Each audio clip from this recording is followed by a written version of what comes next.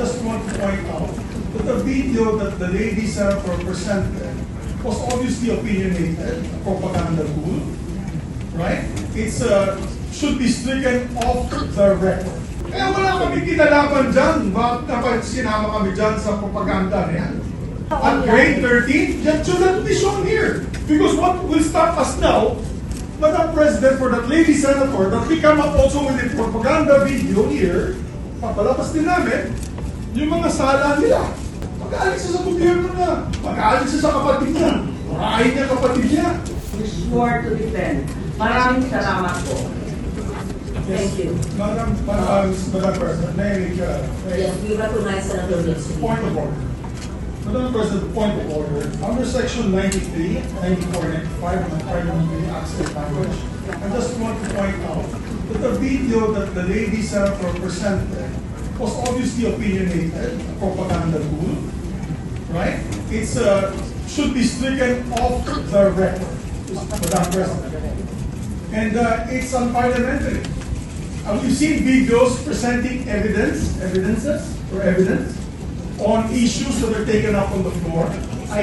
Senator Tulfo always comes out with videos showing people being mobbed, people being abused for the information of this body to act on that particular issue. But to come up with an opinionated piece like that, ganun klaseng video na propaganda na sowing intrigue. Kasi ako, Madam President, hindi naman ako sang-ayon sa people's charter change. I was the first one in this institution who fought that kind of move with the PI. And all of us together, kami lahat, for the first time in the history of the Senate, 24 senators tumayo dyan at pinasapu natin yung Contra People's Initiative, the Fake People's Initiative, na talagang even Malacanang, kinalaban natin. Kaya wala kami kinalaban dyan. Bakit dapat sinama kami dyan sa propaganda na yan? Na dahil kami, Duwag 11? Bulaga 11?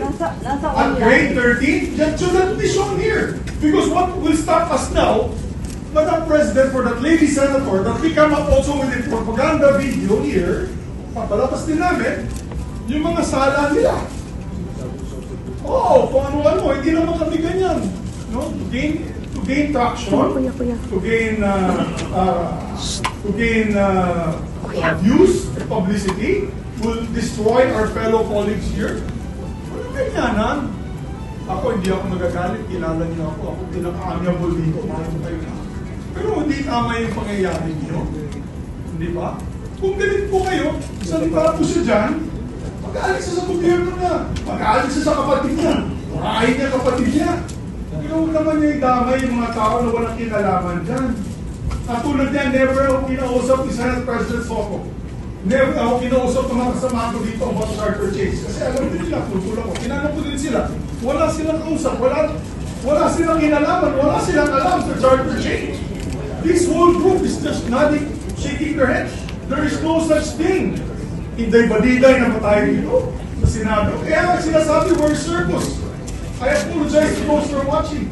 You think we're circus? We are circus because this type of language that we are pushing in this August chamber, it's unparliamentary, Madam President. It is unparliamentary. And I'll tell you now, these people here, ladies and gentlemen, in this body, are not in favor of any amendments to the Constitution.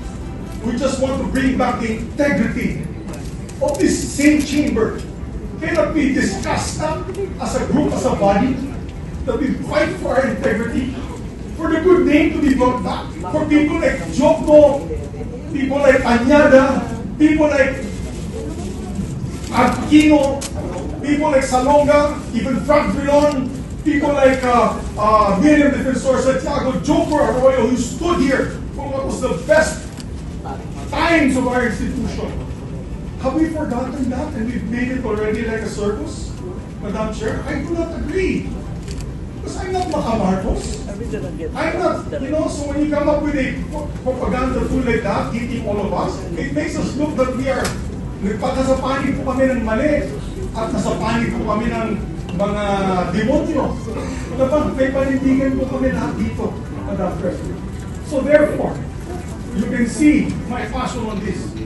I move to strike that horrible propaganda video off the records of this great institution. Even Malacanang, kinalaban natin. Kaya wala kami kinalaban dyan. Bakit dapat sinama kami dyan sa propaganda na yan? Na dahil kami, ano yun? Wag 11? Ano yun? Bulaga 11? At grade 13? That should not be shown here. Because what will stop us now, Madam President, for that lady senator, that we come up also with a propaganda video here, papalabas din namin, yung mga sala nila. Oo, kung ano-ano, hindi naman kami ganyan. No? To gain traction, to gain views, publicity, will destroy our fellow colleagues here. Wala ganyanan. Ako, hindi ako nagagalit, kilala niyo ako, ako pinaka-amiable dito, mahal ko kayo na. Pero hindi tama yung pangyayari niyo. Hindi ba? Kung galit po kayo, salita po siya dyan, mag-aalis siya sa gobyerno na, mag-aalis siya sa kapatid niya, makain niya kapatid niya. Pero naman niya idamay yung mga tao na walang kinalaman dyan. At tulad niya, never ako kinausap ni Senate President Soto. Never ako kinausap ng mga kasama ko dito about charter change. Kasi alam din nila, kultura ko. Kinanap ko din sila. Wala silang kausap, wala silang kinalaman, wala silang alam sa charter change. This whole group is just nodding, shaking their heads. There is no such thing. Inday badiday na tayo dito sa Senado. Kaya sinasabi, we're circus. I apologize to those who are watching. You think we're circus? We are circus because this type of language that we are pushing in this August chamber, it's unparliamentary, Madam President. It is unparliamentary. And I'll tell you now, these people here, ladies and gentlemen, in this body, are not in favor of any amendments to the Constitution. We just want to bring back the integrity of this same chamber. Cannot be discussed as a group, as a body, that we fight for our integrity, for the good name to be brought back, for people like Joko, people like Anyada, people like Aquino, people like Salonga, even Frank Vilon, people like Miriam Defensor Santiago, Joker Arroyo, who stood here for what was the best times of our institution. Have we forgotten that and we've made it already like a circus? Madam Chair, I do not agree. Because I'm not Macamarcos.